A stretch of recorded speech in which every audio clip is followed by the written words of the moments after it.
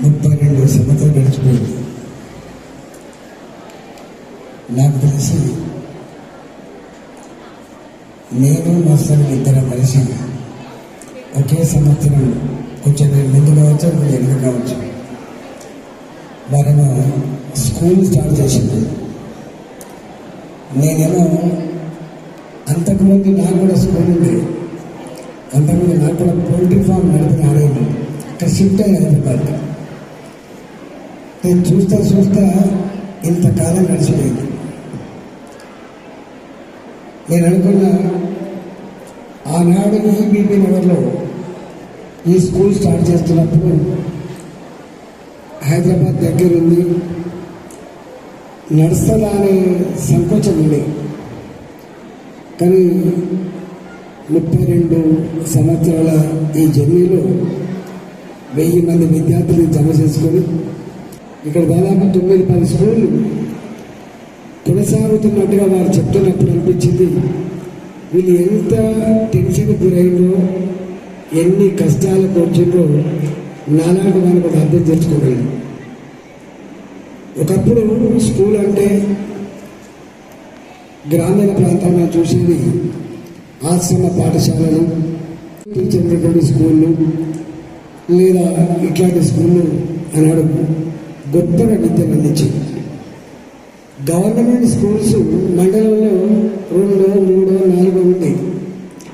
5 కిలోమీటర్లు 6 కిలోమీటర్లు ప్రయాణం చేస్తే తప్ప గవర్నమెంట్ స్కూల్ వాతావరణం లేదు. కాబట్టి ఇవాళ ఆనాడు ప్రైవేట్ స్కూల్ కాని బడి అంటుంది.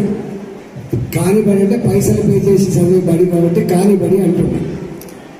అట్లా స్టార్ట్ చేసిన స్కూలు ఇవాళ ఇన్ని ఒడిదుడుకుల మధ్య, ఇన్ని రకాల మార్పుల మధ్య నిలదొక్కున్నందుకు వారిని అభినందిస్తున్న ఫస్ట్.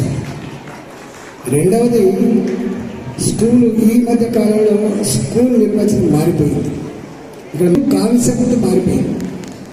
ఒకప్పుడు స్కూల్ అంటే తప్పకుండా పిల్లలకి కేవలం చదువు మార్కులతో పాటుగా ఎక్స్ట్రా కరికులర్ యాక్టివిటీ తప్పకుండా ఉండేది. అది ఎన్ఎస్ఎండి గారు సాయంత్రం period dedicated to extra curricular activity. తప్పకుండా పిల్లలకి స్కూల్కి పోవాలనే భావన ఉండేది. స్కూల్ ఎక్కబెట్టాలి, స్కూల్కి పోవాలి, మా ఫ్రెండ్స్ కలవాలి, సాయంత్రం కాగానే ఎస్ఐ రైటింగ్ కాంపిటీషన్లో పాల్గొనాలి, డిబేటింగ్ కాంపిటీషన్లో పాల్గొనాలి, లేకపోతే మా ఆర్ట్ టీచర్ చెప్పేది నేర్చుకోవాలి, లేకపోతే గ్రౌండ్లో పోయి ఆడుకోవాలి, మా పీటీ మాస్టర్తో ఫీలింగ్ ఉండే. కానీ ఈ మధ్య కాలంలో మనం చూస్తూ ఉన్నాం, స్కూళ్ళల్లో ఆటలు లేవు, పాటలు లేవు, ఎస్ఐ రైటింగ్ కాంపిటీషన్ లేదు, డిబేటింగ్ కాంపిటీషన్స్ లేదు. ఒకటి చదువు చదువు చదువు చదువు. పొద్దుపొద్దల్లా రుద్దుతూనే ఉంటారు.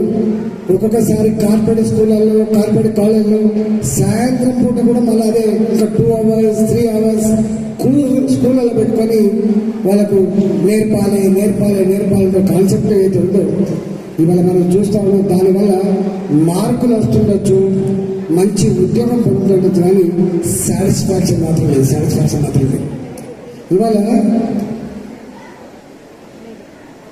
విద్యార్థి చిన్నప్పుడు స్కూల్కి రాగానే మనం అనుకుంటా ఉంటాం, ఎవరు చెప్పినా దేశ భవిష్యత్తు తరగతి గదిలో నిక్షిప్తమైందని చెప్పిన డాక్టర్ కొఠారి గారు కావచ్చు, దేశ భవిష్యత్తు విద్యార్థుల చేతిలో ఉందని చెప్పినటువంటి మహనీయుడు అబ్దుల్ కలాం కావచ్చు, ఎవరు చెప్పినా ఆనాడు అంబేద్కర్ గారు రాజ్యాంగం ఇస్తున్నప్పుడు సర్వ సమస్యల పరిష్కారానికి విద్యనే మార్గం అని చెప్పిన అంబేద్కర్ గారు కావచ్చు, ఎవరు చెప్పినా కూడా ఒకప్పుడు చదువు కేవలం ఒక పిల్లలకు పరిమితమైన చదువు, కొద్దిమంది ఉన్నత కుటుంబాలకు పరిమితమైన చదువు ఇవాళ సర్వవ్యాప్తం అయిపోయింది. గుడిసెల్లో ఉన్నటువంటి కుమరయ్య కొడుకు కూడా చదువుకున్నారు.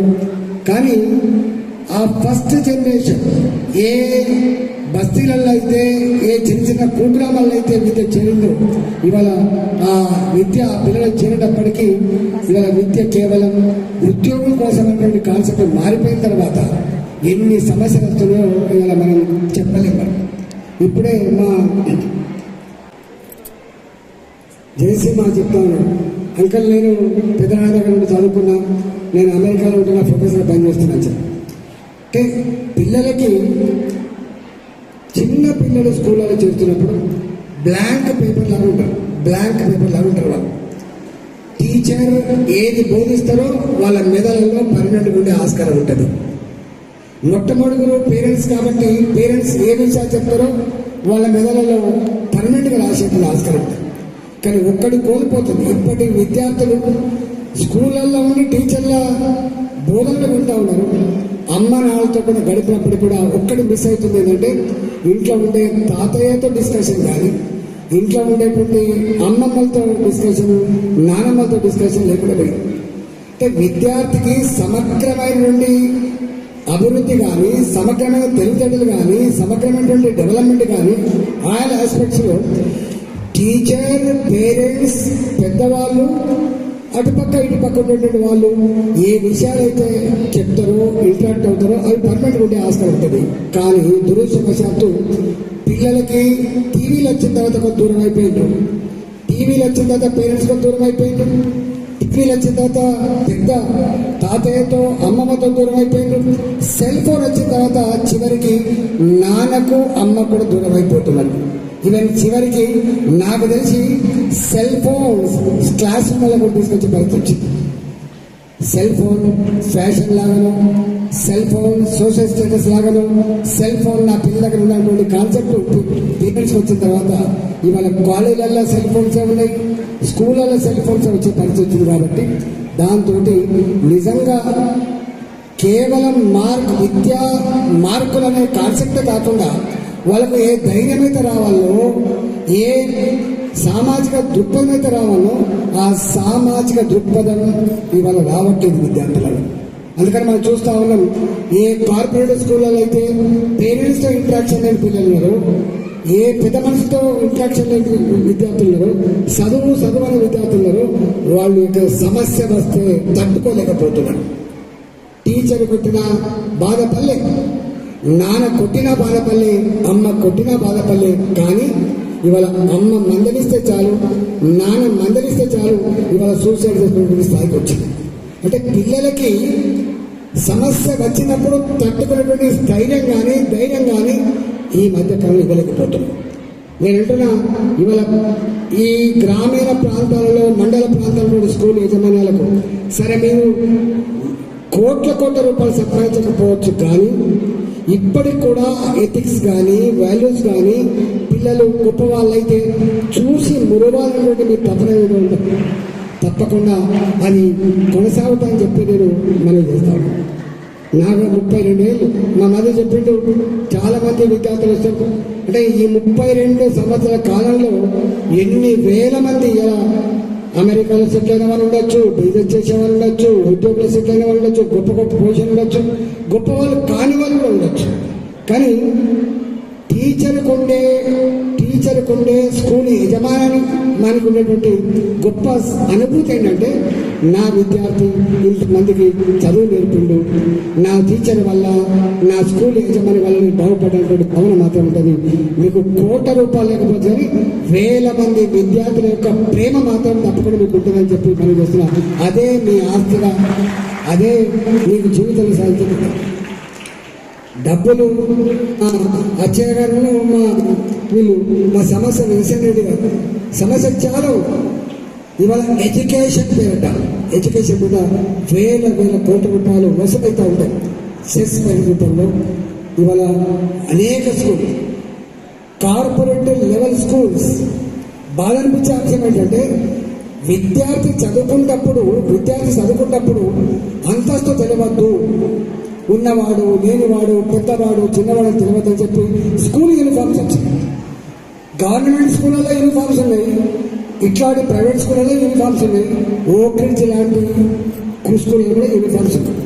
యూనిఫామ్ మిగిలింది కానీ ఇవాళ గవర్నమెంట్ స్కూళ్ళలో ఉండే విద్యార్థులు పేద పిల్లలు, ఇవాళ ఇక్కడ చదివేటువంటి పిల్లలు middle class, lower middle class పిల్లలు ఓక్ రిడ్జ్ లాంటి స్కూల్లో చదివారు.